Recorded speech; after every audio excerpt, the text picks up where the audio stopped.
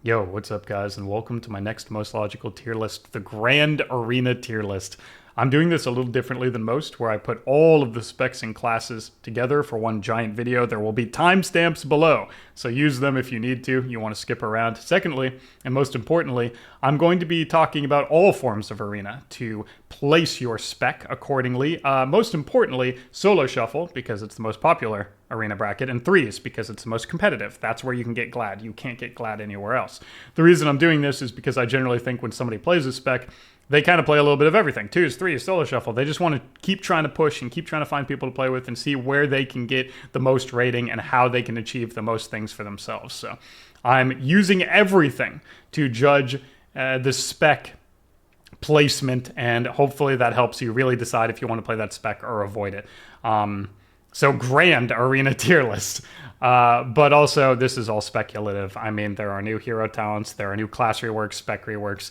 There is so much going on in a completely unsimulatable environment in PvP, so I'll do my absolute best and provide rationale for why I think these specs belong in a certain place. And if you have any arguments that you want to put in the comments below, believe me, put them down there and I will listen. Just look at the other comments on my videos and you'll see that's true. So yeah, there you go. Babbled way too much already, I know it. So let's dive right into it. We have a lot to cover. We're going to start with Melee, and of course that means we're going to start with DK, and I'm putting him right at S. I believe in my class. I maybe have been a little too optimistic in the past. Sometimes I've gotten it right. Unholy was fantastic at the beginning of Dragonflight and toward the middle end of Dragonflight. Frost, maybe I was too optimistic on. I continue to say that this is the time that it will get away from the problems that have plagued it. And this is the time. This is actually the time, though. This is the time. Frost DK, this is the time for Frost DK. And let me make my case to why. So now it has a 45-second go, guaranteed. Pillar cooldown is just reduced rather than having to stay in to get it, though you can stay in with the class rework and the frost rework, giving you a lot more survivability through tools like permafrost and passive damage reduction and passive caster damage reduction and even physical damage reduction from the hero talents. You've got 45-second go linking up with everything. You've got 45-second pillar, 45-second strength, 45-second deathbringer ability, and you can hold your remorseless winter dead of winter stun just 15 more seconds to have a stun silence on every burst go every 45 seconds, which is really helpful for desyncing your offensive cooldowns with their defensive cooldowns, because a minute trades more favorably into their cooldowns than 45 seconds do, where it just comes up a little bit sooner than they're ready for. But furthermore, you have more damage outside of goes, and your goes themselves last longer because you have 6 seconds additional on pillar as long as you have the crit to get the long winter talent value. Go to the talent calculator or my guides if you don't know what that is. So you have longer pillars, less downtime between pillars, faster pillars, and more explosive damage across the board in every situation. You still have the setups that made you so powerful, but now you can play with more comps like Windwalker DK and frequent setup goes. Or even things like Warrior DK, right? Frost DK Warrior. This is all for Frost, and I really do believe this is finally the time that Frost plays a lot nicer, and plays a lot nicer in Solo Shuffle because of its ability to contribute to every go rather than just its own every minute. You should be able to do a lot more things in between goes and stay in better rather than just being complete fodder. Frost DK S tier. Unholy DK S tier is a lot easier case to make because it probably was S tier at the beginning of last expansion and certainly was at various times over the expansion, especially after the wounds damage profile rework. They have a stacking Mortal Strike. So when they're playing with a guy with a Mortal Strike like Warrior or DH, they do extremely well, but when they're playing without a Mortal Strike in Solo Shuffle, they actually still provide a little bit of help, unlike Unholy in the past, where they just brought the rot damage but no Mortal Strike effect. The Mortal Strike effect is unique, where you have to stack it up and it absorbs healing instead of reducing it, but that's actually good because it gives that healing back to you in the form of a big self heal. You have a lot of staying power. You're going to have Sandlin and Ryder as very good sustain options, which Unholy loves. Frost obviously leaning towards Deathbringer, but still has some sustain damage from Ryder if it wants it. You've got very powerful mobility, very powerful anti-mobility, CC immunity. You're very difficult to stop in Solo Shuffle. You just have the perfect toolkit, honestly. Recently, Unholy has had to just excel in a lot of different locations, and it has been. It was very good in Solo Shuffle throughout that expansion, except for one very dark time between Season 1 and Season 2. But I think I don't even really need to make that big of a case for Unholy. It just, as long as it's tuned properly, and PvE will take care of that. PvE always gets their numbers fixed. It has the hero talents that synergize well with what it does. It has staying power, disruption, mobility, from Death Charger if you run it. It's got a lot of crazy tools, and it is a good spec. So there you go. There's my DK spiel. Let's get on to the next one. Havoc. I have a lot of people putting lower than I expected. I think maybe the damage is not as high as normal. They did take out that Throw Glaive PvP talent, which changed the Throw Glaive damage type. Gave you a damage buff from a certain school, whichever one it was on. We're talking about Chaotic Imprint. You're just going to have to Google search it if you don't know what that is. Anyway, they took that out, and that does take away a lot of pressure from them, so probably a good choice, because you really shouldn't be getting that much extra damage from one PvP talent. So I'm going to stop hovering my mouse over A and just lock it in. Obviously, I would prefer giving it an S tier, because DH has been S tier for the last long time. I mean, again, it had a brief moment of weakness during Dragonflight, but how many times have you seen DH Boomy? It has Immortal Strike, it has pad damage, it has insane CC, it has great defensives, and it just runs your entire team over the entire time. Did you play into DH Boomy last expansion? Do you remember that happening to you? Did you block it out of your mind because it's so vile? I mean, it just feels really bad to put a spec with an AoE Mortal Strike, fantastic pad damage, fantastic burst damage, high accessibility to their burst, fantastic over-the-top mobility, great CC, a lot of different DRs with Fear and Imprison and Stun and another Stun and AoE Stun. It feels bad to put this anything less than S tier, but I've looked at all of my contemporaries, my partners in crime in this content creation world, and they put it so low. So maybe DH's output is not where it needs to be, or maybe that Chaotic Imprint removal really hurt its overall sustained damage. So I'm going to tentatively put it at A, and trust all of the beta research that seems to be going out on Demon Hunter. And if, if that's a good spot for it, fantastic. And if it should have been S, then you know that I at least said it probably should have been, but we'll see. Its defensives with Blur and Darkness give it a lot of self-sustain and also teammate-wide sustain, so seems like it would be an S tier spec. Against my better judgment, I put it at A. Feral. Oh, man. A tough one to place. It has great CC, good single target damage. It even has a pad version of the bleed stuff that it's had various times. Sometimes it can do a ton of AoE bleed damage with the tear wounds, AoE rip thing. And sometimes it just really focuses on the single target Feral Frenzy Cyclone build. Either way, it was very, very good at the end of Dragonflight with just playing with casters and just cloning and being really, really tanky, because you kind of have to go the caster. You can't really go the Feral. It can play with a lot of different things. That leads it to a good solo shuffle playstyle where as long as you're getting clones and doing single target damage in a maim, you can win the game, right? Because it's very difficult to avoid those clones when they're just going to be going for clones the entire game, and then your teammate can follow up with an ECC and just lock in damage while you maim the kill target. It's kind of like a rogue, Feral and Rogue have had a lot of similarities, of course. They're stealth leather classes with high single target damage and good control. And that's why A seems like a very, very reasonable spot for it. It's tanky as long as it's not playing like a full melee cleave, getting cleaved to death. If it is playing with another high priority target like a caster, that's fantastic. So as a result, in solo shuffle, you don't always get to choose your partners. Sometimes you might have some bad lobbies or matchups, but that's the case with every spec in the entire game. There are very few specs that like every single matchup they could ever have. So Feral Day feels like a great spot.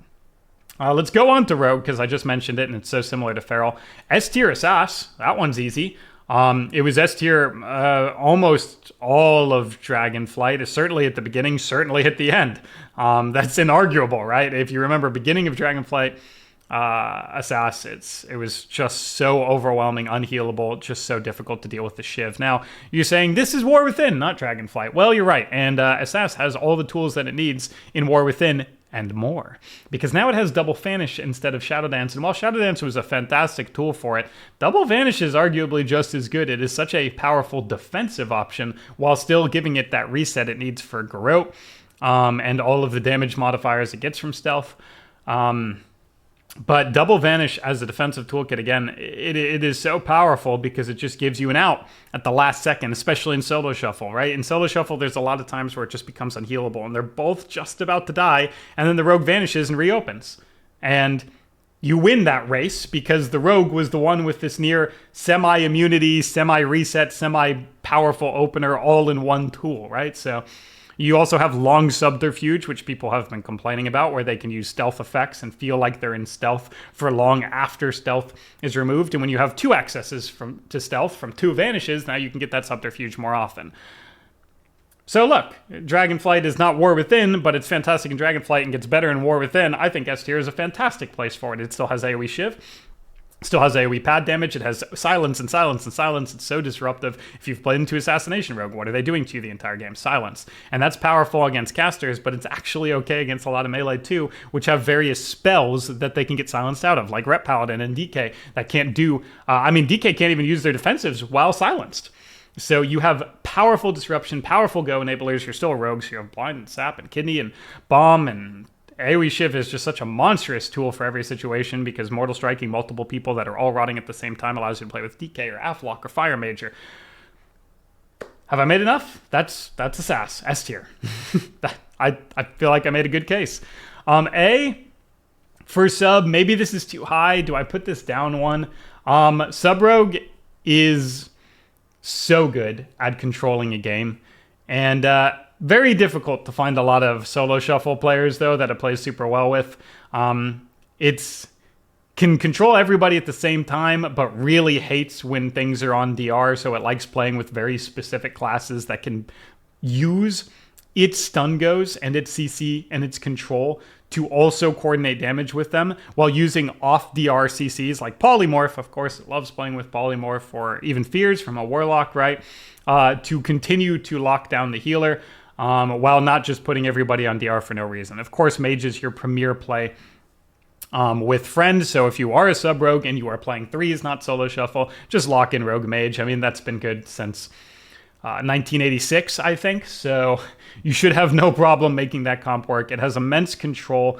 It will always have immense control, and that's always going to be good in a PvP environment where taking people out of the game, especially with all these new hero towns, hey, they can't use them if they're CC'd, so Sub-Rogue, it's a questionable A because I think its damage toolkit is a little limited, especially compared to Assass right now, and in solo shuffle it struggles with, you know, all of the various things that you could get that don't play well with Rogue and are putting them on DR the entire game, and then you have to yell at your teammates, and then you get tilted, and tilt and solo shuffle makes you B tier by maximum, right?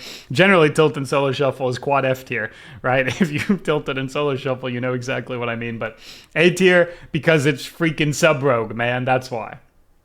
Outlaw C, probably is too high. I think I have heard the most complaints out of how this spec feels and plays out of people that I've talked to from beta.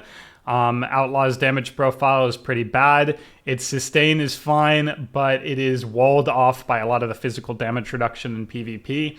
It does not have as good goes as sub. It does not have as much pad or AoE or just AoE disruption as Assass or AoE damage as Assass. It doesn't have big bleeds and a death mark go. It cannot make as good use out of its own CC toolkit as either sub or Assass, and its damage profile is just very limited, making it not play well with anything in solo shuffle at all.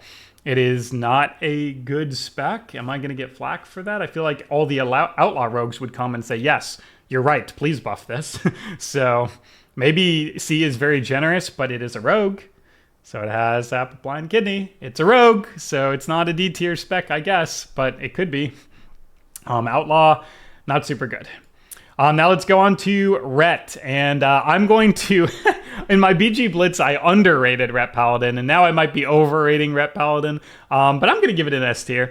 It's still a Ret Paladin in arenas. That means it has Spell Bop, Physical Bop, Sank, Sack, Judgment Dispel, which is probably not quite as useful, but it does have Bubble and Lay on Hands for panic buttons at the last second. Bubble is a fantastic panic button in solo shuffle, by the way, especially if there's no MDs, because that means, let's say, again, remember the race I was talking about in Rogue where you're both getting so low, who's gonna, if you've saved Bubble, and sometimes you can if you use Lay on Hands properly and you're Sank to get your healer out of CC and you rotate defensives well enough, you might have saved Bubble to the end, and now it's like you become immune to all damage and CC so they can't peel you, and they don't. So in a race from both people going from 100 to 0, what happens when one of them becomes immune to everything and the other doesn't? I think you win that race pretty handily, right? That's such a powerful finisher, and there's nothing they can do. Red's toolkit is so fantastic for regular threes as well, of course, because now you can coordinate, right? You're never going to overlap Sank, which gets your healer out of CC. If you don't know what that is, it gets them out of stuns and fears and prevents future stuns and fears in the next few seconds from being applied at full duration as well. So it's just this like super trinket you can put on a healer, and it's got a very short cooldown. So as long as you're not overlapping with them, you have an out for so many different goes. And if you don't have an out for that go from Sank, you could have it from Sack or Bop or Spell Bop or Bubble or your own Trinket.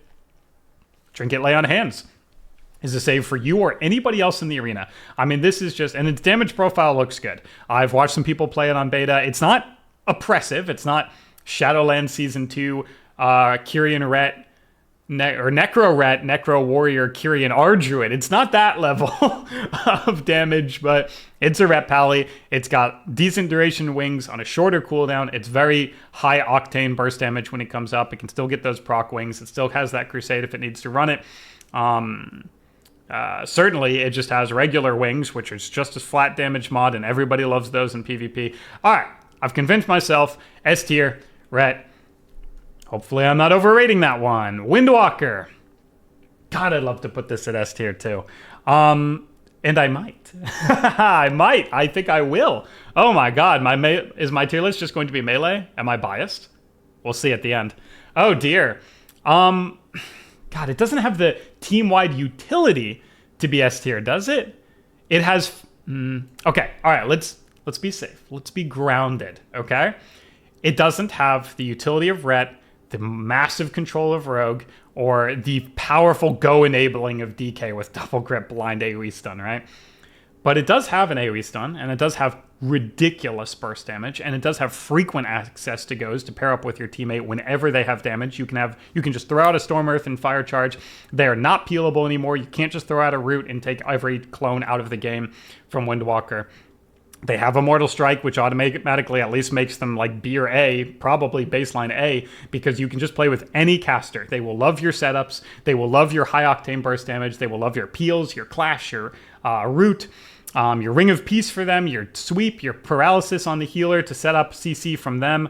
Oh man, it's so hard to not put this S tier. I'm saying everything that should make it S tier, right? It can play with casters. It can play with melee that don't have Immortal Strike. Loves to play with DK, Windwalker DK, Windwalker Frost, Windwalker Unholy.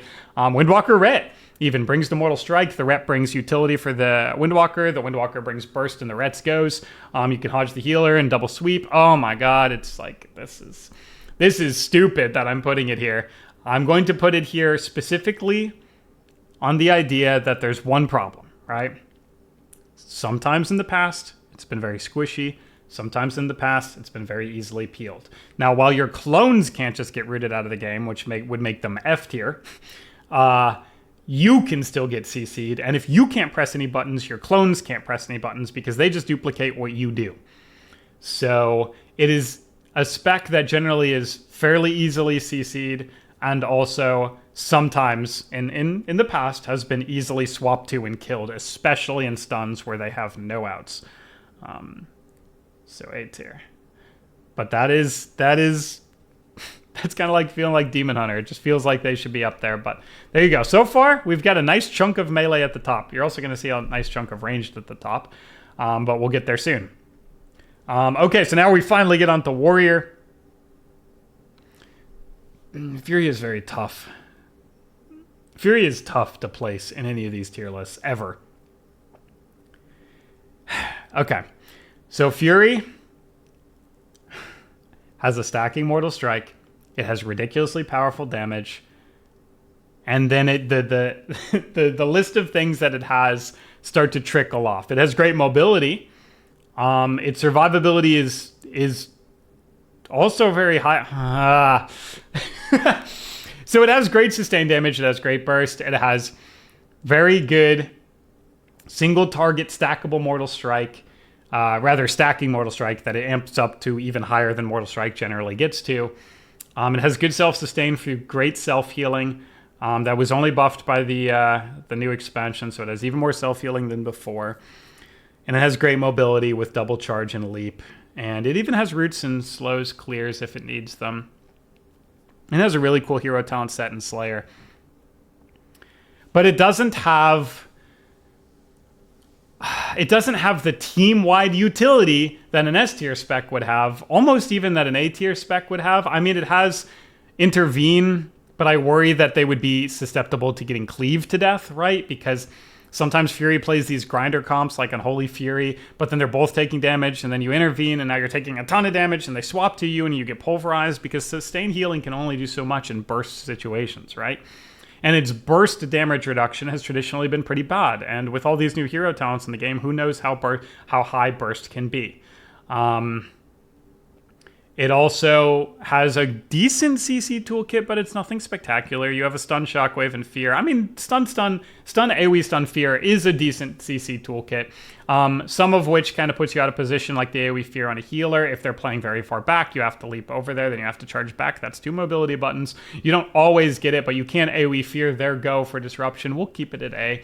I'm going to have everything rated so high because I would swear Arms has to be there too, unless I put them both at B. I mean, Arms is traditionally better than Fury. At the exact end of last expansion, it seemed like Fury was finally starting to take over, but we have no idea. I mean, Fury's raw output in War Within just got buffed from everything. Buffed from its class rework, buffed from its hero talents. That everybody got buffed from their hero talents, but some hero talents are better than others, and that Fury set looks really, really good. So Arms maybe doesn't just get the traditional always better than Fury nod in this one, but it does have Sharpen. It always will have Mortal Strike and Sharpen. It also has Slayer. It also has Double Charge. It has all the same things. It has Double Charge, Leap. It has Stun, Fear. It has very good AoE damage. It has Sweeping Strikes, Mortal Strike, Sweeping Strike, Sharpen Blade. It has on-demand AoE damage. It can even put people in spears if that's finally coming back. It's been bad for a while. It's just been not taken for a while. But if you play it, it can be very disruptive, keeping somebody locked down in a spot that they do not want to be in. It's just very hard to keep 2 Mortal Strike classes below A anyway. I just said that with Windwalker. I've said that with DH. You've got an ability to play with any caster because they want you to go be disruptive and grinder and put a Mortal Strike and set up with their goes and Stormbolt to kill target. I mean, let's just go with this. It looks a little weird. We got 4 in S and 6 in A, but... And then poor Outlaw down here just because everybody's told me the damage profile is so bad. But I'm happy with this so far. As hard as it's been on each individual decision, I still think these seem correct. Enhance until future notice is C.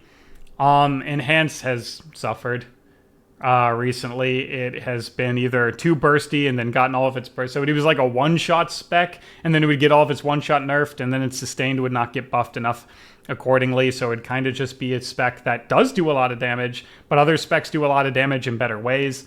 And its survivability has had the Fury problem where it has some sustained healing, but it's getting swapped to after wall is just very, very difficult for it to deal with because it has to trade its damage for healing, and then when you trade this damage for healing, it's not counter pressuring you, so you keep grinding them out, right? If something cannot pressure you back, and they have to just keep healing, then they'll never stabilize to ever pressure you back, and then they have to keep healing for more, and you can just run them around the map. You can just chase them down and do whatever.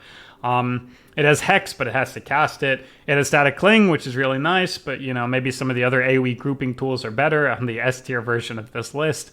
It doesn't pair super well with much because it doesn't have a setup enabler.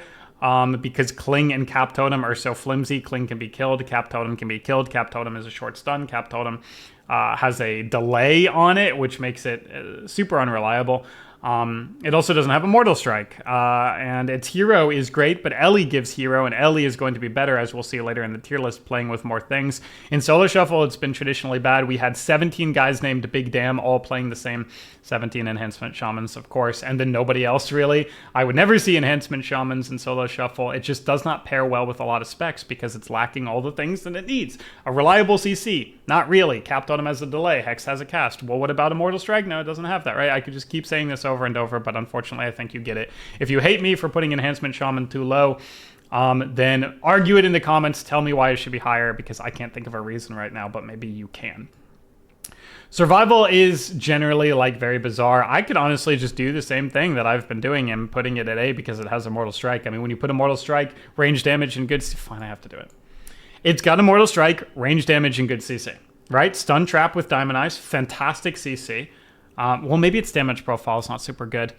I've been seeing, again, I can't play every spec and every class for hours and hours on beta, so I've been looking at people playing these specs and classes on beta, and people have been whining a little bit about the damage profile for Survival 2. Like, maybe it doesn't have enough oomph to make good use out of its CC. So I'll keep it at B now, even though it has Immortal Strike and fantastic CC, because maybe it just doesn't have enough contributing damage pressure to those goes to make that CC feel extremely impactful. Just know that it could just be the A effect of having Immortal Strike and good CC. Okay, I've said that word now 5 times in a row, so I'm going to move on to something else. It has decent survivability, and they buffed the defensives of Hunter going into the new expansion. I think they all have double wall, and they still have Turtle, which is a nice out, but it can be killed through. It's not a full immunity. You can have dots still on you or something in the air, and you can still get blown up in Turtle in a solo shuffle. You've got Feigned Death, but it's nothing like Craven and Shadowlands. You still can get cleaved to death pretty hard, so you have to stay out of the fight and do range damage, which you can do because you have the toolkit for it. Throwing bombs, ranged aspect, making all your abilities range. You've got ways of dipping in and out. You're pretty mobile. You can get where you need to be. I just feel like it's very possible that, and this has been the case, so this is not a terrible argument, that they don't quite have the immense, overwhelming power to make people afraid in every single one of those setup goes. But let's see. Survival is always hard to pin down. I wonder if anybody, I think a lot of people probably put this in B. Okay, let's do a double check and make sure we're done with all the melee.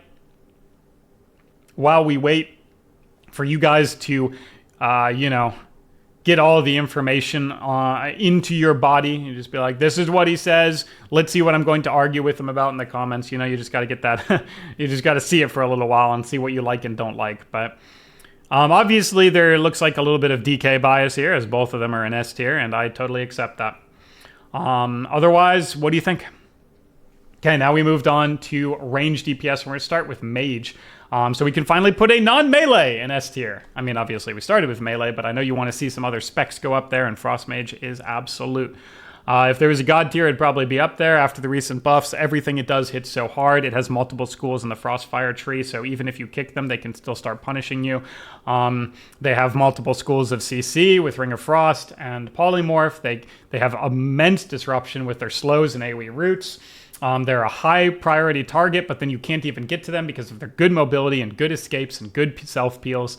And if you're trying to deal with all of that just to get a Frost Mage and you can barely stop him anyway, then what is his partner doing behind you? He's doing whatever the heck he wants. So the Frost Mage can CC you and still get damage off, and his partner can do absolutely everything. Fantastic CCs for the healer. Good self setups for CC. You just have everything you want. You have high priority single target damage. You can play well with anything. All of these Mortal Strike melee would love to play with a Frost Mage and solo shuffle. Again, and threes just play with a Mortal Strike melee or a rogue.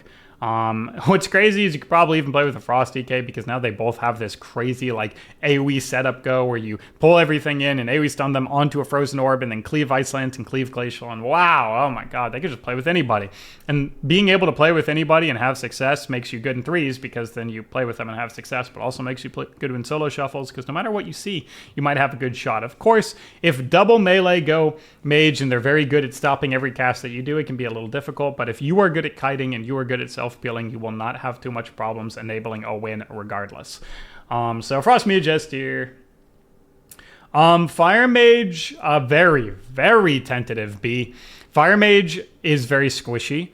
And in the last expansion of Dragonflight dealt with this by just having the most obscene pad build ever created for Mage with the Flame Strike Living Bomb stuff.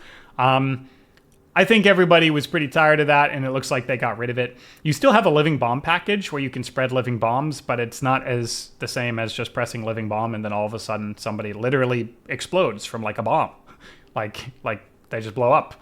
So, not quite that crazy. The damage profile will always be good in goes because of combustion. You can set up with anybody, but a lot of people have defensives that they can rotate well into combustion right now, especially with hero talents, giving you more passive survivability so you don't have to throw out a defensive when you don't want to. You can just wall combust, and then it's like, all right, Well, we traded well, and now we can just run this Fire Mage down into the ground. They don't pair super well in Solo Shuffle because they don't have nearly as good self-peels as Frost Mage, or even as much importance of casts as Frost Mage, because they're all kind of doing instant casts. So you get your damage off, and when your damage goes down, they can just train you. And if they don't train you, and if they need to train somebody else to stop their damage, it's not like you can really punish them for that. That's what importance of cast means. If you let a Frost Mage go, you're getting Glacial Spiked. If you let a Fire Mage go, as long as you dealt with Combust, again, you're not really getting much done to you. So, very tentative, because Fire Mage has swung from quad S tier to even C tier, when, especially in Solo Shuffle, it's been D tier in Solo Shuffle, where it just cannot pair well with anybody and gets trained the entire time. So, I feel like B is a safe bet, but tell me what you think. Arcane Mage. Also B. This one may be out of ignorance, and I will apologize for that. I've struggled to find a lot of good info on Arcane Mage right now, so I have to use a little bit of Dragonflight information, which is not always very useful going to an expansion with all these changes, especially since Arcane got a rework and got 2 hero talents just like everybody else. So this one, unfortunately, is a rare, I think, total miss for me on knowledge.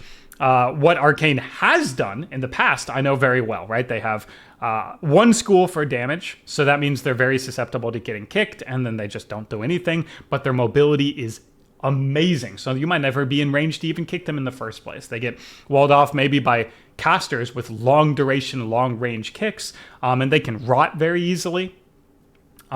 Because they just don't have like a defensive toolkit. Sometimes they have overtuned self-healing, like in BFA traits, Azerite traits, if you remember that at all. And sometimes they have no self-healing at all, and they just rot to death. Sometimes they cannot even do damage because of how squishy they are to certain classes, like Marksmanship Hunter, or again, casters that can wall them off and lock them down. They kite insanely well. When they are free casting, their burst is tremendous. They have access to these wild and bombastic spells that do huge amount of AoE damage and fire off missiles rapid fire. They have fast torrents of damage in short windows. In Solo Shuffle, they had struggled, and then they just got really, really good just by nature of never being touchable with their obscene mobility. I just can't place this. I just can't place it because too much has changed. So you're going to, on this exact spec, maybe look around on other tier lists as well and see where they put them and see if I was close. If everybody has them in S tier or D tier, then I am sorry. Devastation is also really hard to place. I put it really high in my BG Blitz tier list because of its insane mobility and quick, actionable damage at any base.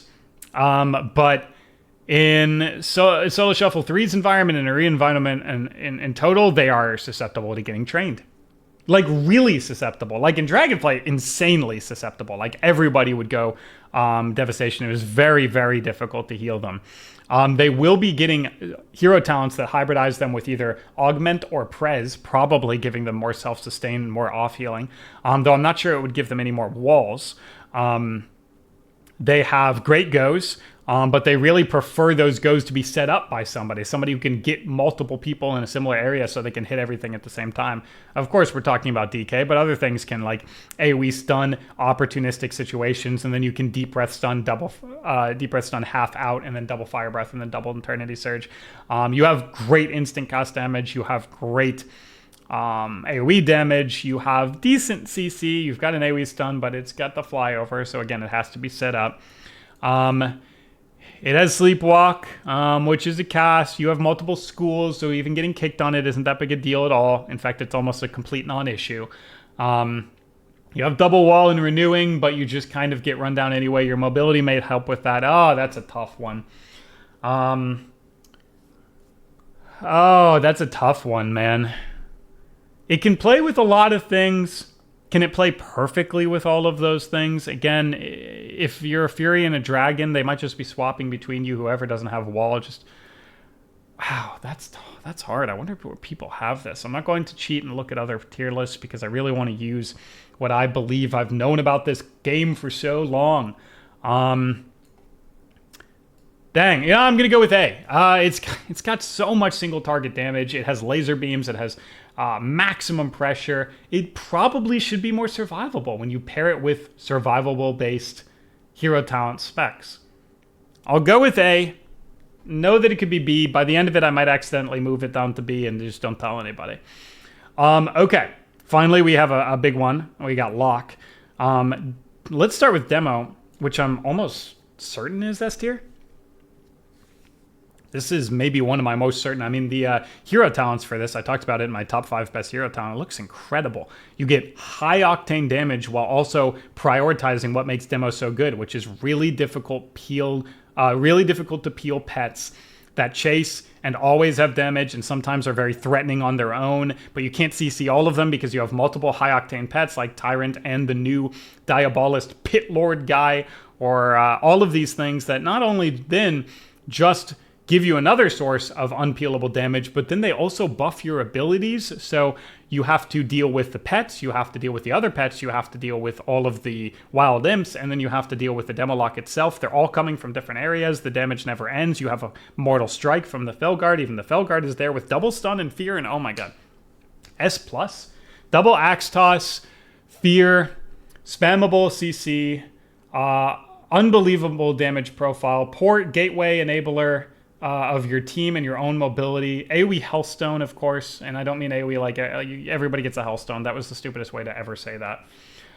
You get great self-healing. You have Pact for every go. You're difficult to lock down yourself because of port and slow immunity after port. You have to cast things, but you have so many different schools and so many different casts that matter that kicking a demo lock, you have no idea. Some of the hero talents, by the way, massively reduce the cast time of the affected spell. So when you need to get a high priority spell off, it also comes in turn with a lower cast time, which gives you a huge nuke on a short cast. And then it also is paired with a monster. I mean, look, Tyrant and Solo Shuffle. Every time you saw it, it was like, oh my god, live the Tyrant. Oh my god, we're dead. Why did you stay out and tank Tyrant? And now they have another one that buffs their spells. Quad S tier? Should I have made one that says quad S tier? Demolock, safe bet, S tier. I've heard that Destro is S tier too. It has instant cast spells, which means it doesn't worry too much about the haste reduction because it doesn't need to cast them. It has huge instant cast spells from its original toolkit like Conflag and Shadowburn, but also from the hero talents coming up. It gets juiced in the same way that Demo does from all of these different spell mods in its hero talents, and it's on all of the things that matter the most. If you are training them and they're just instant casting in your face, then you might get discouraged, try to swap to their other priority target, and then they're just going to start casting Chaos Bolts and other high octane spells in your face as well. They have the spammable CC. They have an AoE stun, though it's not that fantastic. Double Axe Toss is better, but Destro's urgency of damage is unlike any other spec. As long as it's paired with instant cast, it should be good early expansion. In this case, it is. If it had to cast things and had low haste, then it wouldn't be very good. It could be A tier if it's just a great thing to kill. So in Solo Shuffle, maybe we'd even drop it down to A or even B because you might just target it all the time. But in threes, you're going to be playing. Remember, this is trying to make the best argument. That's why there's so much S and A, because the best argument you can make for Destro is just play it with other casters. And if you're in a Solo Shuffle, potentially you get some things with Mortal Strikes, and then healing through Destro instant cast with Hero Talent instant cast and all of the Mortal Strike base melee's damage is going to be very difficult. And anytime he gets a fear off, you're in trouble. So you kick fear and then he Chaos Bolts you. And that's just how it works, right? You kick fear because he's doing so much damage and so is his teammate, paired with the Mortal Strike. So you got to kick the fear and then he Chaos Bolts you, right? And then he double Havoc, Chaos Bolts you both. And then he Infernal Stuns you out of the double Havoc coil, and then he Chaos Bolts you both again. I mean, they have self-setup. They play well with others very well, and they have instant cast damage with their spammable CC. They have been B tier at the start of expansions because low secondary stats. So if this is A and this ages poorly, that's exactly why. But if it doesn't age poorly and Destro is very good, all the reasons that I said are exactly why. Boomkin could probably be A. I'm actually just going to do a very fair disclaimer. Some of my other disclaimers were like, oh crap, I don't know. This one's very fair. Boomkin's damage in PvE is said to be undertuned right now. Now, being undertuned in PvE generally means you get buffed. They love PvE. But as a result, its damage profile is not quite as crazy as it's been in the past. It still has clone and it always will, but it's a good target to train. Training Boomkin is very good because if you force them into bear, they don't do anything to you, which means it's just a 2v1 or a 3v2, depending on how you want to say it. And when they don't get trained, their damage isn't as noxiously overwhelming as it's been in the past because they're a little undertuned right now. That is very, very subject to change. In fact, it could have already changed by the time this video gets released. But as a result, I keep it in B because it would be ridiculous to put it in S off of past success when this is a war within tier list. Right now, its damage profile and susceptibility to being overrun, especially by these big bruising double melee that don't care about the lower secondary stats because they will just be doing damage in your face regardless, would really make Boomkin have a hard time. And sitting in bear form gets nothing done right now. Your dots just don't do enough damage, especially with the high health pools, to ever rot somebody down as a Boomkin right now. So I think this is a very safe placement. Just know that it's probably going to get buffed. Then we have, I didn't do Aflock because I was scared. It is very, very reliant on secondary stats. It's just the definitive reliant on secondary stats. So for me to put it down here, which I might do, it's going to be B or C, just as a spoiler, is going to get like confusion. Because in the last expansion of Dragonflight, they were so good, so much damage. Asa, Aflock was such a destructive comp. And you're going to be like, that's going to be the last thing in your mind. That's going to be the last thing you were thinking about. And you're going to see it down here and you're going to be like, what the heck are you doing, man? But what's something very specific about the last season of expansion? You have the most possible secondary stats to work with. And then you go into the first season of an expansion and you have the least amount of secondary stats to work with. Couple with that, with the fact that locks are train targets and Aflock doesn't have instant cast damage or pets like Demo and Destro do. And doesn't get access to Diabolist, which I swear to God is the most threatening thing that they added as far as hero taunts go. I would have to put it low, right? I would have to. You lose your secondary stats, you don't have instant cast damage, your rot doesn't matter as much because health pools are really high and rot damage is not as impactful early expansion. You don't have access to overwhelming punish game. All you have is the standard lock toolkit, which the other locks have, but also with their toolkit, which you don't have.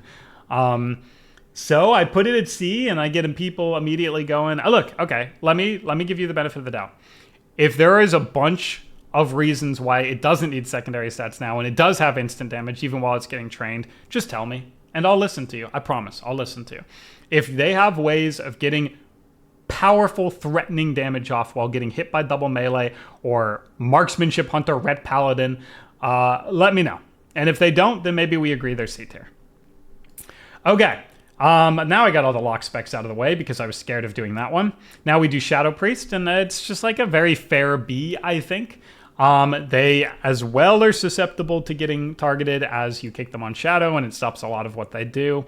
They do have a good self-survivability toolkit, but a lot of melees have ruthless, relentless damage right now, and they do love to sit on Shadow Priest. In Solo Shuffle, you don't get to pick your partner. They would love to play with another caster that can deal with the fact that they're being the meat shield, but if they don't play with another caster that can benefit from that, then you and them are just going to get cleaved to death. It's not going to be pretty. Their dots are very easily dispelled because the backlash is not nearly as punishing as UA. And they're not going to be playing with a lot of things that can give them any other form of dispel protection. In threes, they will be better playing Shadow Play. SP Demo could be an S tier comp, which means they would probably be A. I don't really want to put them A because them on their own isn't really the enabler of that. But man, they play so well with other powerful lock specs, and the other lock specs are both S tier, so I could just put them A. They've got great utility from Stun Silence. All right, let's do it. Stun Silence, Fear, MD, Mind Control, plays well with locks. Locks are S tier. I've convinced myself they'll be A. The reasons why they should be in B would be considered your weaknesses, your fear points, getting trained by double melee, getting locked down out of the entire game, dying quickly because of how much extra oomph they have from their own hero talents. But the reasons that they could be an S, because they play S tier comps and they have S tier utility and they have swap and mind control and stun silence fear, and stun silence fear is all instant, puts them in A. I just balanced it out and there they are. I think that's totally fair. Ellie Shaman also A. Really wanted to put it in B because A tier is getting monstrous, but I can't.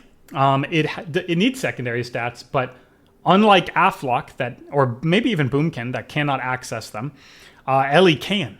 Ellie gets haste from Primwave. Ellie gets haste from personal hero that can be used in PvP. Ellie gets haste from Ascendance and proc Ascendance, and all of these haste amounts are nothing to scoff at. They are 20 to 30% depending on how much haste you have on your gear already, which means if you press your cooldowns, you go from 20, 15%, maybe even 10% haste if you're only at 10% haste, which is like, ah, damn, I wish I had 35 like I did at the last expansion. You go from 10 to 90. So now all of a sudden you're playing like a twink Ellie, right? Because of how many haste modifiers they have on their basic talents alone. So secondary stats are not that much of a problem for you, which gives them the A tier placement. They have good pad, they have good utility with grounding and static and all the things that an enhancement had but could never really use super well because Ellie is just better. You can play better with more things. It has more on-demand damage. It has more pad damage. It can set up goes with anybody at any time because it can just shoot lava burst procs from across the map. It's going to have this storm package that plays super well with its hero talents that I don't think a lot of people have looked at with the whole Tempest deal, where it's just got this lightning bolt pop, pop, pop, pop thing that before was a gimmick, but now actually it looks like it could be very valuable because it has hero talent support. It's a good spec. It has Hex. It has Ground. It has the big self-sustain option from Stone Bulwarks, and now it has this nice survivability toolkit. It still has Burrow and Wall. It has all the things that Enhance has with a better damage profile and plays better with more specs. And it really loves things like Thundercleave, which is Ellie Warrior, things that can peel for it super well. Windwalker that can set up these really, really fast high-octane goes where the Ellie and the Windwalker just pop off instant unpeelable damage out of nowhere. It's just like sweep, Ascendance, poof! And then you can also give your teammates hero to enable them. Enhancement can do that, but enhancement gets cleaved to death and generally purged because it's just a melee running at you, while Ellie can kind of play by the pillar, give you hero, pop off, kind of duck behind a pillar, get to the CC, pop off again. It's just got a way better toolkit, and that's why it's A. Okay. Finally, Hunter. Hunter. Ooh. This is crazy. I literally could be happy putting Marksman anywhere. I'm going to settle with a Tragic B. Marksman is going to have the output of maybe an A tier spec, and it's got decent CC, and it's got extra range, which allows it to be very hard to deal with if it plays well, where it just rapid fires and dips behind a pillar. But the second you connect to a Marksman, now the Marksman has a problem. And if you've played the last expansion of WoW, you know that this is true. They're just squishy.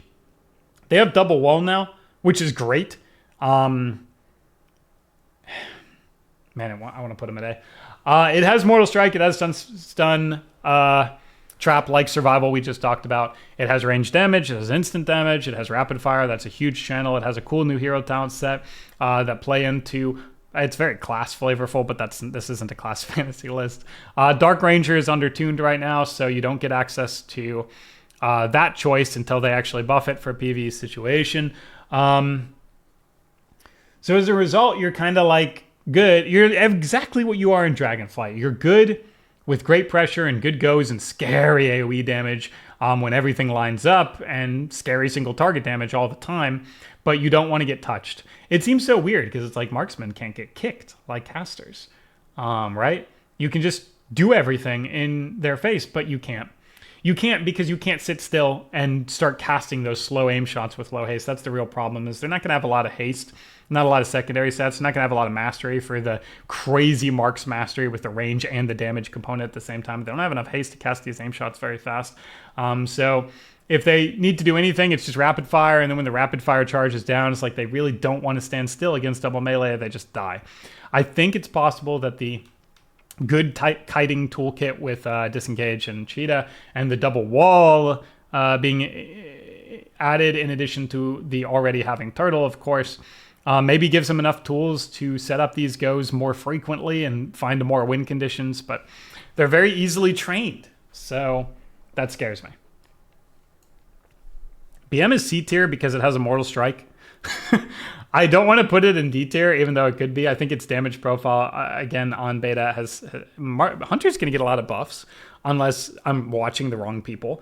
Could be watching the wrong people. But it looks like BM just doesn't have the oomph either that it needs to utilize its Mortal Strike and very, very powerful stun trap setup. but it still has those things, so you still could win. It just doesn't do very much damage right now. Again, as of publishing this video, this could have already changed, because BM traditionally has this single target sustain damage profile that is never ending and ruthless. But right now, it doesn't have that as of recording this video based on who I've watched. So what you do have, though, is potential, because you can have hero talents that buff all your sustain. You have traditionally very high sustain. You have stun traps. You're always going to be doing damage in every stun trap. It really feels so bad to put this at C. This could be I should listen to my gut and not what people have shown me and told me. But I refuse. I'm just going to trust. I'm going to put trust. And also my C tier was looking a little barren. BM is going to get a lot of attention later in the expansion, as they probably get buffed in PvE and then probably get the toolkit that they've always had, where anytime you get trapped by a BM, your teammate can die. So you don't know which one to trinket, because it's all the same. They're always doing damage, so you don't know which trap to trinket against a BM. They can set up their own CC, and they can contribute to any go, because they always have exactly the same damage, and it's unpeelable. Because it's pets and bleeds and all that good stuff. Could be B. I don't know. You could also go BM Hunter and cleave to death them and all of their pets. And then they'll be very, very sad. That could be honestly their biggest weakness right now, with the immense amount of pressure that Melee bring to the game, as you can see by so many of them being S tier. What happens when you go BM Hunter and kill all their pets? I don't know. I don't think they do anything. I think all their pets die, and they're very sad about that. The final ranged is Augment, and I'm giving it a B because I have no idea. It's been around for half of one expansion, and it was tremendously overtuned initially, and then tremendously underplayed afterwards. So we got nothing, no information at all. So this is the B tier, and then also Augment, which is no information at all. I don't even want to talk about something that I don't think any of us have really good info for yet. But if you do, please tell me in the comments, because I would love to hear it. Finally, we go on to healers, and this is difficult for me. Obviously, I've played a lot of healers in solo shuffle, and not as much in threes, but let's do it. I can at least lock in the one that I know is true. Preservation. S tier. Yes, that's correct. I know that's correct. Preservation has it all, and they're very good. They're hero talents that give them crazy damage output while sacrificing no healing. Their throughput is amazing. They can stay in the fight and constantly enable you to continue doing your goes. You never have to be fearful of like outranging or playing away from them. You can play aggressive, you can play in. They contribute to your win conditions. They have an AoE stun, AoE purge, they have AoE damage, they have single target damage, and then they have fantastic cooldowns like Communion that can be used in CC. They've got Nullifying Shroud to keep them out of CC. They have Rewind, which is a nice reset button. Not crazy, but it's there, and it's AoE, so it's just a nice panic button to give them one more chance to stabilize you, which they can do because of their crazy throughput from Dream Breath and Verdant Embrace and Spirit Bloom that all just heal for immense amounts and scale better with their mastery than most healers, because they can just always get access to it, unlike our shamans that maybe need way more of it, and then it starts becoming out of... Well, we won't spoil our shaman too much. Prez just heals for a lot and does a lot of damage, has a lot of sustain, contributes to go, decent CC, is in the fight, so it plays super well with melee, but it can also just zap people from afar with Disintegrate, so it actually plays well with ranged. It has great utility. Rescue is a very good button because you get somebody out of a terrible situation while putting a shield, so it's not like you just get them out of the terrible situation then they die somewhere else. You also get like a shield to contribute with that. And just Purge, because our druids are always good. Just being able to clean people off during a go. I mean, you just contribute to everything. You know what you do as a Prez? You win. What's that quote? All I do is win. That's what you do as a Prez. So there you go. Fantastic. I really want to put our druid S tier as well. But with all the Prezes going around, I think I'll just probably keep it A. There's a lot of Purges in the game. That didn't matter for our druid as much when they had tons of secondary stats, but all those go woo, right? Prez didn't really care.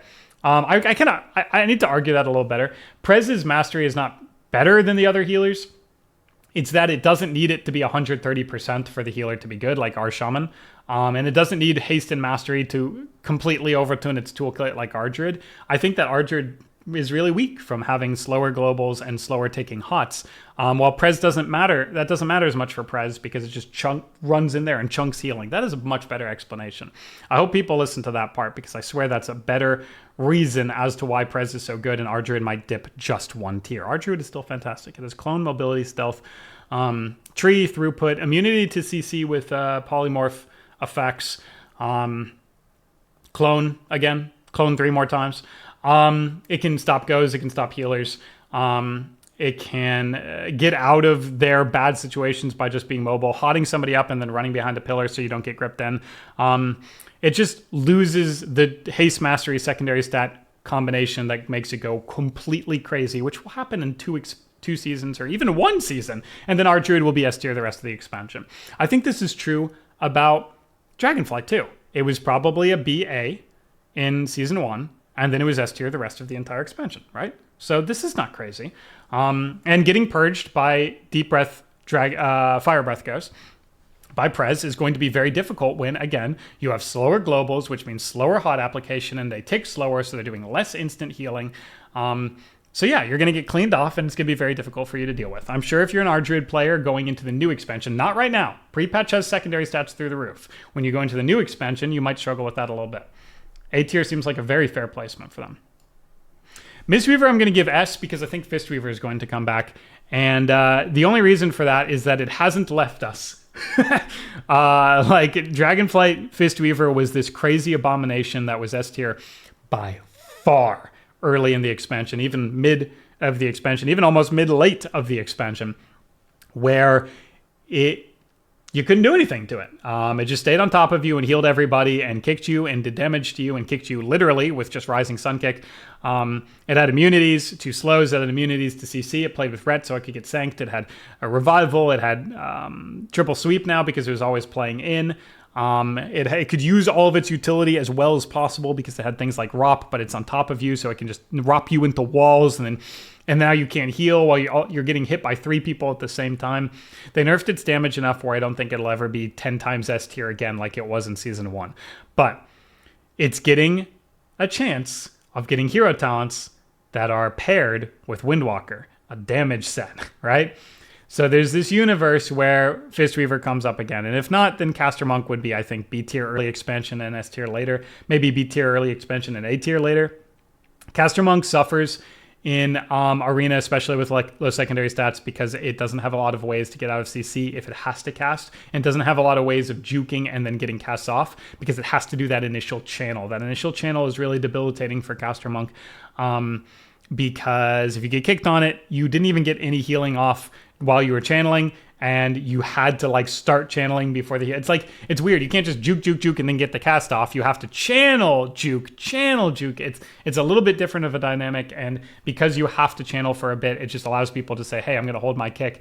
If they juke 100 times, it's just going to let everybody on their team die, and then when they finally get the channel going, I can kick it, right? That's the dynamic that is unique to the Soothing Mist mechanic of Mistweaver, and it makes Caster Monk with low secondary stats generally a rough healer like B. But Fistweaver exists now, and I'm putting my faith in Fistweaver, and if it ends up being bad, then we can drop Mistweaver right down to B tier. Okay, Disc is super good. It could even be S. It has great throughput, and it has a hero talent that synergizes with its atonement mechanic, where you get the shadow hero talents, and then you do damage, and you do more damage because you're paired with a DPS spec in your hero talents, which means you do more atonement healing because atonement healing is based on how much damage you do. That means you contribute to goes like Prez does, but at the same time, you're also healing people, which is crazy because being able to constantly do damage and constantly put them on the back foot while healing everybody on your team is a wild combination of effects. You have not the most fantastic CC, and you can't set up your own fears with Chastise Fear, but it doesn't matter. You're way better than Holy because you have Pain Sup, 2 charges, and Dome, allowing you to protect against the goes that will be everywhere in Shuffle and 3s right now with these big bruiser melee. You need to put a Dome down on their go, and it will disrupt all of that because they just lose all of their damage, and if they're gripping people into a pile and you put Dome on that pile, the pile becomes a lot worse for them. Furthermore, double charge of Pain Sup is just crazy. Being able to completely answer a go, even while you're stunned, is fantastic as long as you use it as high health.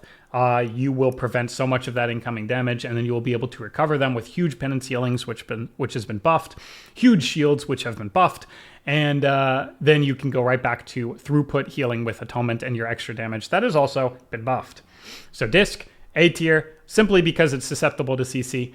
But if it wasn't, if it had one more out, like something like a Prez or a Fist Weave, then it would be S tier. Again, I really want to just do this. Like, again, Mistweaver is not S tier if Fistweaver isn't S tier, okay? Fistweaver's existence. If Fistweaver is not good, which would be weird because it was so good last expansion, and then I just need to make that very clear. Okay, our first E tier. Holy Priest spent the entirety of Dragonflight getting so many modifiers on its abilities because it was... Man, I have to do C tier maybe because of Chastised Sphere. So many modifiers on its abilities because it was so bad. Like, they just kept having to buff the heals. You know what? I'm going to do C tier because, yeah, I have to do C tier. Because it has Form, and it has Fly, and it has Guardian, and it has great cooldowns. But the problem is it has one school and one way to heal. So if you get CC'd, I don't know, you're in a lot of trouble. If you get kicked, I don't know, you're in a lot of trouble. You don't have a fantastic HOTS toolkit like our Druid. You have Prayer of Mending, but it's a little lackluster in comparison to our Druid in Preservation, right? You have to cast, and you have low secondary stats, and you have low mastery, which means your own HOT that you apply from your mastery literally just is a HOT, but even that you're going to have less of, so your own HOT is diminished by the lack of secondary stats. You don't have big juicy throughput from those, and you don't have ways to get cast offs because your haste is so low. Now you have instant cast, but the second that runs out of charges, you have no healing anymore. So you have Form, and then once you get CC'd, the game is over. You just don't have the throughput to deal with it. Your cooldowns are very good, but the problem is your cooldowns can get CC'd. You can get cloned low on a Guardian. You can get swapped on a Guardian. Right? I can't put a D tier because it has Chastised Fear and good throughput out of CC, and if it can get a cast off, it's very good. But I just feel like low secondary stats Holy is really bad, and I know I've had confirmation of this because they buffed all of its heals by like dozens of % throughout Dragonflight. So I know that that's true. All right, HPAL, B. Good utility, double bop, double freedom. Aura Mastery, sack. Decent instant cast healing toolkit with the new hero talents. Can instant cast a lot, which means it's much more difficult to disrupt. Unlike Holy Priest, that might actually have to get a cast off. HPAL probably never does. Still has high priority casts, but you can do them like in the starting room, like things like Tears Deliverance. You have good go enablers with Hodge Blind. Yeah, I would say it's a good go enabler. You can Freedom Seed over to somebody, Hodge Blind them, and set up a go with your team, right? So you have ways to contribute to win conditions. You have ways to keep people up with instant cast. You have ways to stop goes like sack on a CC. You could sack a blind. You could sack a poly. You can pre-bop goes. You can bubble as the last line of defense to get you out of things. You're certainly not fantastic, but I'm just giving you all the reasons why you're not C tier. I think that the other healers, Prez is just the king healer, and I think Ardred and Disc would have a great time queuing into HPAL, especially Disc that can purge everything that it wants to do, especially every freedom. Purge the bop, that's the other thing it wants to do, and it can empty the bubble, and it just puts out too much damage that maybe the HPAL wouldn't have to deal with. So maybe these specs, Disc and HPAL, should be farther apart, but I don't really know how. There's no A+ tier and there's no B- tier, so for now we're just going to do this. Finally, our Shaman, B. I was trying to say this before, and now I can explain it even better one more time. The real difference about Evoker Mastery and our Shaman Mastery is not that Evoker Mastery is better, it's that it's less reliant on it, right? When you talk about our Shaman, they have this fantastic mastery, but it really enables them to be a fantastic healer because they dip so much into the idea of healing people who are low for more and catastrophically more. You can get up to like 150% mastery in Dragonflight, and that's great in PvP because the people who are low are the people you want to heal the most, right? So I mean, it's great everywhere. The people you want to heal are the people who are low health, but you really need to spike people up when they're low health, and especially when dampening kicks in, that means your mastery being so over the top is just going to be even better because people are going to spend more time at low health, which means you're going to have more time healing them for the maximum amount your mastery can provide. But the problem with all of that is you don't have a lot of mastery at the beginning of an expansion. We know this. Secondary stats, I've said it 100 times, and our shaman is a big spec that is hurt by that, right? Because it just depends on that. Furthermore, if you ever have to cast as our shaman, it is brutal because, again, you don't have haste. You are going to be casting spells that are all the same school, and then if you get locked out on them, it's very bad. There's one more thing that's very specific to solo shuffle, and that's called Earthen Wall. Earthen Wall is a tremendous amount of your healing, especially against specs and classes that do a lot of damage in a short period of time. A lot of damage in a bunch of different ways. So like small hits over that are hit very fast. Sorry, that's what I meant to say. So like, let's use an example to clarify my mistake. Bleeds. A bunch of bleeds ticking a bunch of times will all be reduced by Earthen Wall, multiple instances of it. You don't reduce a 1 million hit, but you reduce a ton of 50k hits that add up to 1 million very well. But the problem with this is as a result, it's a huge source of your healing, and people run out of it. Sometimes they run out of it because they're clueless. Sometimes they have to run out of it, and you're like, oh my god, I put down an earthen for you, but if you stand there perfectly still, we get nothing done. And if you move, then you're out of my earthen, right? Because sometimes they have to keep moving to apply pressure to a frost mage that's trying to disrupt in some way, and they can't just sit still, so your earthen has no value. So that's a tough point, especially in solo shuffle, where a lot of the reason people are just clueless and they just don't see it on the ground, myself included. I am also clueless. So yeah, our shaman maybe later could be A+, but right now looking more like B. And tank tier. So we're just going to get Guardian, Prot, maybe Prot Warrior out of the way. Let's do something like this first. So Guardian is D tier because it doesn't do anything. Prot Warrior is D tier because it doesn't do anything. And then Prot Pally is D tier because it only plays in solo shuffle and Prot Pally lobbies, and all that is win trading. Prot Pally in arenas is probably a little higher than D tier because it has like immunities for your team and sack and all this stuff. But in a game this crazy, with all of these new hero talents and all of these ways of doing damage, I think people would CC your queens and then just kill your partner. And the whole time you're just playing a Prot Pally in arena. So I could really put Prot Pally higher, but on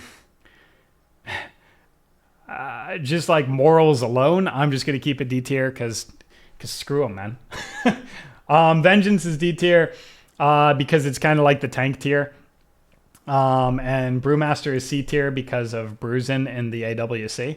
I'm going to put a timestamp for this one and then put a winky face in it because I'm not talking about tanks in arena.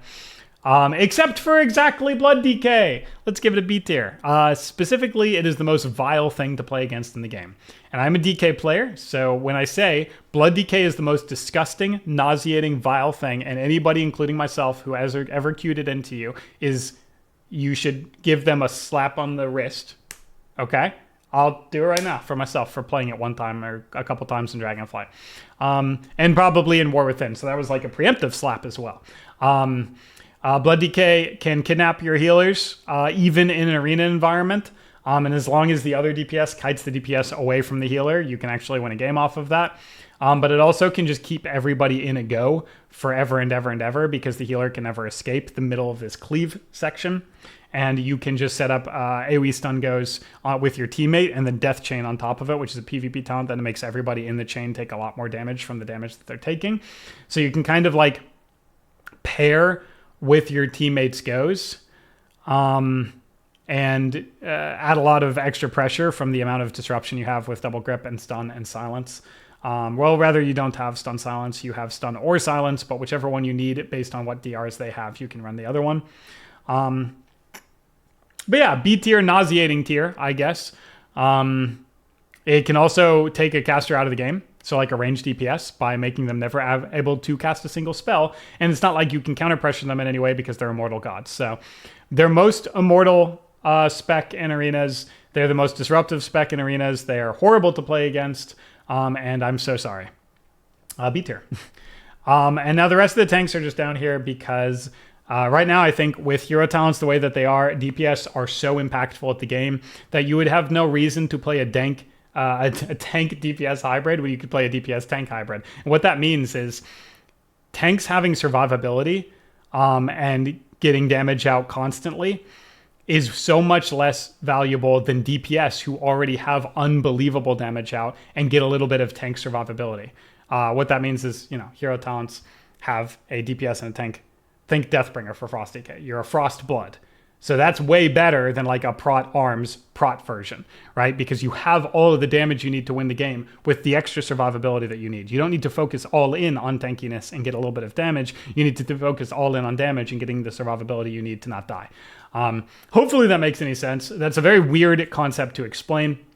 I just think the enabling of hero talents allows DPS to be even better than their tank counterparts. That is just the way to explain that, which is why I spent so little time on this section, plus almost nobody plays them in PvP, and they're way more centered for BG Blitz, where I talked about them a lot. So if you're really mad at me for not even spending much time at all on any of these tanks and shoving them in D tier, even though each one of them has a bit of utility that they could probably add to be maybe an argument for C, maybe something like that. If you're mad at me, just go look at the BG Blitz one or play tank in BG Blitz, where they are probably way more appreciated. I think I would get more people angry at me for spending time on tanks than I would get angry for not doing it, except for Blood DK, where I will be making a Blood DK guide. And then that will be my most disliked video I've ever made. Okay, I will see you guys in the next one. Peace. Thanks for watching.